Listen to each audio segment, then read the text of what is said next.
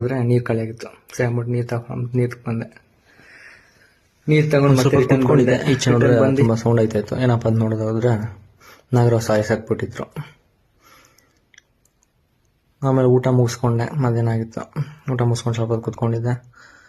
ಗಾಡಿಲಿದ್ದು amount collection ಮಾಡಿಬಿಟ್ಟು ಒಂದು ಸ್ವಲ್ಪ ಹೊತ್ತು ರೆಸ್ಟ್ ಮಾಡಿದೆ. ಮತ್ತೆ ನೋಡಿದ್ರೆ ನಮ್ಮ ಸಂತು ಬರ್ತಾಯಿದ್ದ ಕಾಲೇಜಿಂದ.